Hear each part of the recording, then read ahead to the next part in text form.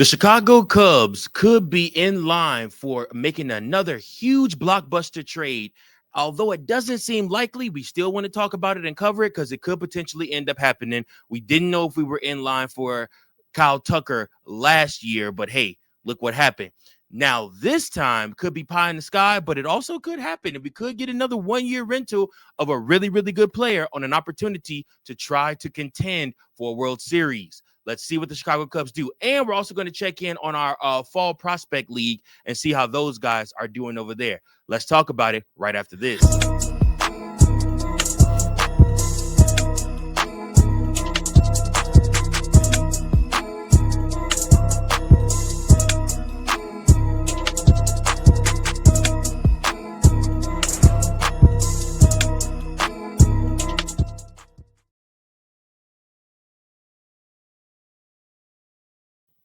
Welcome in, everybody, to another episode of Chicago Cubs Central, your number one spot for all things Chicago Cubs. I am your host, Mike Jones, here once again with you. Thanks so much for tuning in. Thanks so much for joining. Hey, guys, we're in the midst of the winter, the off season, and I appreciate each and every last one of you guys that are tuning into these episodes, that still comment, that still give your thoughts. I appreciate you all so much. So, hey, what I need you to do is, if you are enjoying our episodes that we're dropping, please go ahead and hit that like button. If you have not, if this is your first time watching a Chicago Cubs Central episode, please go ahead and hit that subscribe button. Thank you so much. That way you never miss another episode of Chicago Cubs Central. Remember, we are your number one spot for all things Chicago Cubs. And me being your host, I appreciate it so much. Also, those of you that are watching on Twitch, those of you that are watching on X, those of you that are watching on Spotify and on Apple, wherever you're tuning into this episode. Thank you so much. Please leave a review. Please hit that subscribe button. Please hit that follow button. It means the world to us here on Chi-Town Sports Central. Now, with that being said, we have some news to cover because the Chicago Cubs name came up in an article from Bleacher Nation where they have a respectable bullpen, and there is, I'm sorry, not a respectable bullpen. They have a respectable farm system that could go a long way into them potentially putting together a trade package for one of the best pitchers in baseball. Who am I talking about? I'm talking about Tyriq Skubal. Skubal last year for Detroit was a madman on a mission for the Tigers. And we obviously know the Chicago Cubs value pitching more than anything else when it comes to the three phases of baseball. So for them, I believe that, like I said, for them, there is no ends of the earth that they would not travel to try to gain another good pitcher. Now, here's your conundrum. First problem out the gate. He's a lefty. You already have Matthew Boyd, who's a lefty. You already have Shota Imanaga, who's a lefty, even though you don't know what's going to happen with his contract. And you also have Justin Steele, who's a lefty, and you don't really know what's going to happen with his contract. So off jump, that makes one of them expendable. So what we're going to kind of do here is we're going to kind of put together some different trade scenarios on what the Chicago Cubs could offer Detroit for a Tyriq Skubal. Like I said, and off jump, I'm going to tell you guys, Shota Imanaga becomes available. If Shota opts into his deal, or if the Chicago Cubs opt into Shota's deal, you immediately believe that you could trade Shota Imanaga to Detroit, and like I said, and that puts him in a spot to be moved by the club. So Shota Imanaga first will go down as a portion of what the Chicago Cubs could potentially offer in a trade deal. Now, before we get back to talking about what the Chicago Cubs offer in a trade, let me tell you why the trade rumor started. So this coming season, 2026, will be the last year of control for the Tigers for over Tyriq Skubal because their extension efforts so far have been terrible. They offered him 4 years, $100 million last winter. And that goes double, seeing as Skubal is represented by the dreaded Scott Boras, the guy that represented Cody Bellinger when him and the Cubs were doing deals and everything like that. So Boras reportedly is seeking $400 million for Tyriq Skubal as a pitcher. And honestly, like I said, Detroit just isn't a major market team that's going to offer that money to him. I mean, that's just honest. So for them, before the season even starts, um, it's smart on their part to listen to offers for Tyriq Skubal because they know they're not going to sign him for $400 million. So indeed, even if you think Skubal is unlikely to get the $400 million, he's very well set up to match the current top record contracts, which is Yoshinobu Yamamoto of the Los Angeles Dodgers, who got $325 million, and Garrett Cole, who got $324 million. And again, the Tigers just ain't going that route. And for what it's worth, the Cubs ain't going that route either. I don't care how great Tyriq Skubal is. Cubs not signing nobody to either one of those contracts unless you're like a Paul Skeens or something like that. Again, so the Athletic Will Salmon said if the Detroit Tigers make ace Tyriq Skubal available in trade discussions this winter and signs point to them doing just that, then the New York Mets are expected to get involved. Some executives around the league are figuring that Detroit will make the left-hander available based on the post reporting. Now, obviously, like I said, Detroit does have assets that they could offer up, and adding somebody like Tyriq Skubal to their team only makes them better. Bringing him on with somebody like Pete Alonso, like Juan Soto, all the other different pieces that they have already. So this just would add another piece to them. And again, like I said, the Cubs name came up in this because of the fact that they do have a need for a top of the rotation piece. And again, the Cubs are expected to once again contend next season for a World Series. But again, it's going to be a high price for a 1-year rental because let's just be honest, the Chicago Cubs are not going to offer him that money. With that being said, what do you do? Do you go all in and do you try to go all in for next season and use the 1 year with Tyriq Skubal? Do you offer up deals and trades for Tyriq Skubal for Detroit? So I'm automatically, if I know that I'm in talks with them, I'm automatically talking to Shota Imanaga about him opting into his $15 million deal. Now, obviously, the money has to match too. So, like I said, that's the other part in this. You can't get too trigger happy. The money also has to match. I'm willing to give up Shota Imanaga. I'm willing to give up Matt Shaw. I'm willing to give up Kevin Alcantara.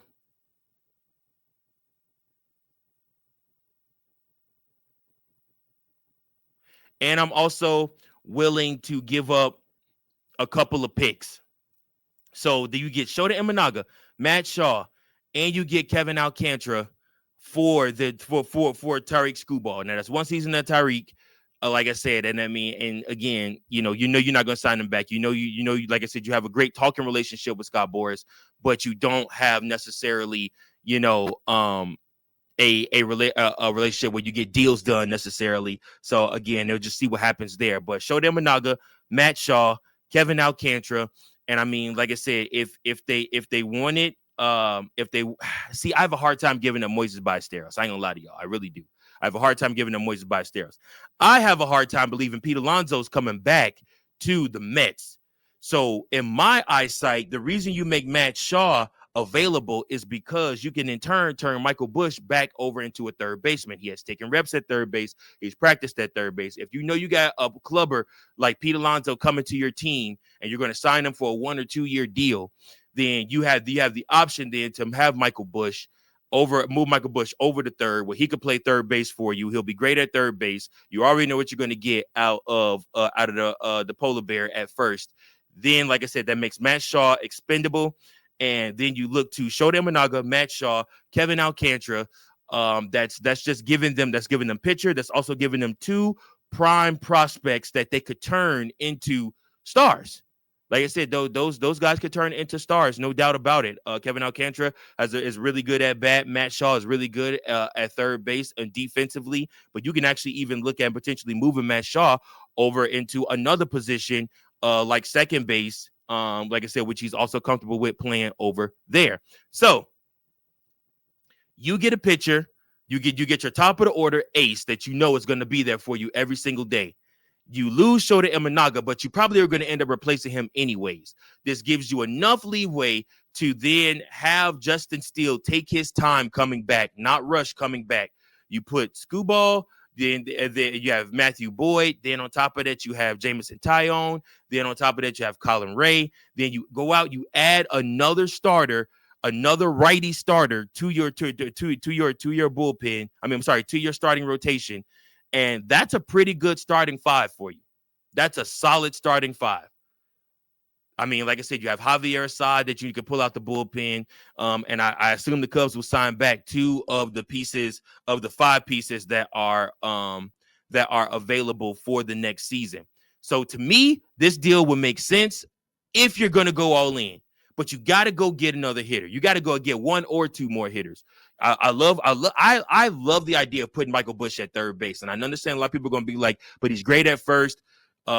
Might end up being a Gold Glover there at first, and that's all fine and dandy. That's wonderful. My mind goes to you need hitting. So like I said, so Michael Busch could play third or first, and you can also DH the polar bear from time to time. But you go out, you get him, you sign him to a deal, 1 or 2 year contract to play for you, and like I said, you give yourself an option here. And then you look to see if you could potentially go get Kyle Tucker to sign back. I mean, like I said, there's many other hitting options out there too. But the Chicago Cubs are going to have to get creative with their trades. They're going to have to get creative with this roster in order to contend again, because you cannot allow what happened last season to happen again, where the Brewers overtake you after you pretty much had everything wrapped up. I mean, you had like at one point a 10-game lead in the division, and literally, like I said, you went through dry spell where you just gave it all up. So in my eyesight, the more hitting that you get, and then of course the better pitching that you get, the less you have opportunities for these types of slumps to happen. Let me know you guys' thoughts, though. Do you guys like this idea of this trade? What trade package would you put together for a Tyriq Skubal, or would you even trade for him at all, knowing that he is just going to be a 1-year rental, but you got to go all in? You're willing to sacrifice all of that for an opportunity to win a World Series. Now, again, I hear you guys. You're like, Mike, this is all pie in the sky and for naught, because our GM, Carter Hawkins, has already said we're not even worried about this season. We're worried about 2032 and what those Cubs are going to look like. So, again, this is all pie in the sky. There is no guarantee that this trade or any trade for Tyriq Skubal is going to happen. But again, the Cubs were mentioned in this article as an opportunist that could potentially do this if they get desperate, if they need more pitching. So again, like I said, as a way to contend, and with him being open and available, the Chicago Cubs should absolutely have a conversation and see what Detroit will want, because you never know. You might get away with not having to give up either Matt Shaw or Kevin Alcantara. You might be able to keep one of those 2 guys. I'm not trading Moises Ballesteros. I'm just put that out there right now. I'm not trading him. That bat is going to be something fierce. He's going to be your DH of the future. You already wasted it one time losing Kyle Schwarber, and I doubt you get him back, because I know the Phillies are going to do everything they can to keep him. So you won't have a chance to get Kyle Schwarber back. So you cannot lose a Moises Ballesteros. You just can't. You got to let him grow up in your league. The kid is 21 years old.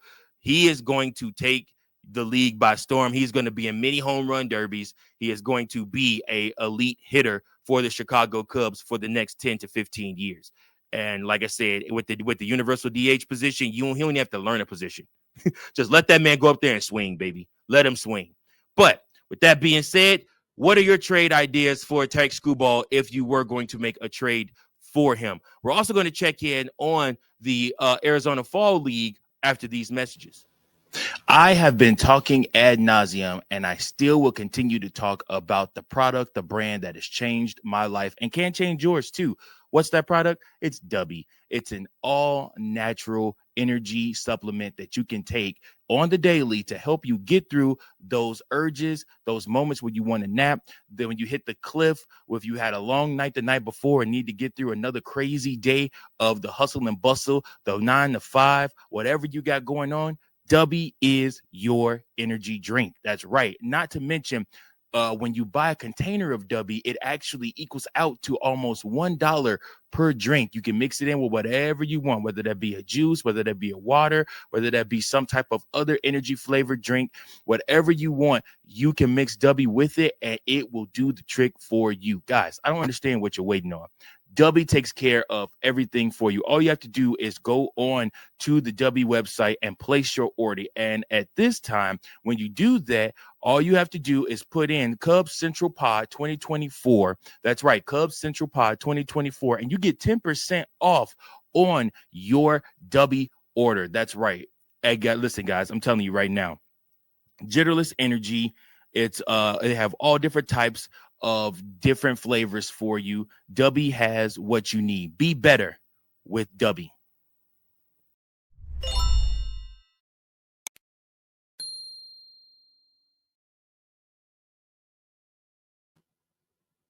The Arizona Fall League consists of the Athletics, the Miami Marlins, the Tampa Bay Rays, and the New York Yankees, as well as the Cubs spring training facility, which hosts it, as well as the Solar Sox, the Mesa Solar Sox. And again, they've been playing now for 2 weeks of action, and the Cubs hitters are faring far better than the pitchers after 2 weeks of action. So let's break down some of these hitters and what they've been doing so far. So Owen Ayers is a catcher. In 7 games, Ayers has slashed 360, 484, and 720 with the team best 1.204 OPS.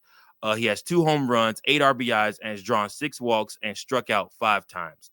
Cole Mathis, who is a future first baseman, third baseman, in 5 games, Mathis has slashed 400, 474, and 600 with a 1.074 OPS. He's one of 2 players on the team with an OPS of 1,000 or better. He has hit 1 home run. He has 7 RBIs and 6 hits across 15 ABs. Then Ed Howard at shortstop in 5 games has slashed 0.71, 0.278 and 0.071, 1 for 14. He has struck out 8 times and walked 4 times. Again, like I said, the Cubs and the Solar Sox begin the week at home with a contest against Salt River on Tuesday, and then Mesa then goes Tuesday. Then Mesa then goes to Salt River on Wednesday, followed by a home game with Surprise on Thursday after an off day on Friday. And then Mesa travels to Surprise on Saturday before traveling to Scottsdale to end the week of action on Sunday. So, yeah, like I said, the Chicago teams and the Arizona Fall League are underway. You can watch those games on the Marquee Network. You can check those out if you still subscribe to the Marquee Network in the off season. But at the same time, I do want to encourage you guys to keep up with what's going on in the Arizona Fall League, because a lot of these people are going to be playing a lot of these players are going to be playing in AA and AAA this next season. Now, again, the Chicago Cubs have called up Kevin Alcantara, Owen Casey, PCA, and guys like that. So it's going to be imperative that we keep an eye on how we're replenishing our farm system, because we do expect the Chicago Cubs to either trade or call up a lot of the guys that are in AAA this coming season. So again, it's going to happen. I know Jed is more known for holding his guys hostage and not really, or kind of overvaluing them a little bit. But at the same time, if a great deal like a Tyriq Skubal type deal can be made, I do expect him to go all in and try to make that deal. Let me know you guys' comments. Let me know your thoughts. Is there anybody in AAA that you're excited to watch in the coming season? Is there anybody that you want us to review here on the channel from AAA that you believe should get called up and should be a part of the Major League Club next season? Once again, I want you guys to get active in the comments. Thank you so much for tuning in. I appreciate each and every last one of you. Make sure that you guys like, share, and subscribe. Until next time, go Cubs, go. Thank you for watching another episode of Chicago Cubs Central, the #1 spot for all Chicago Cubs content. Remember to like, share, subscribe for more Cubs content.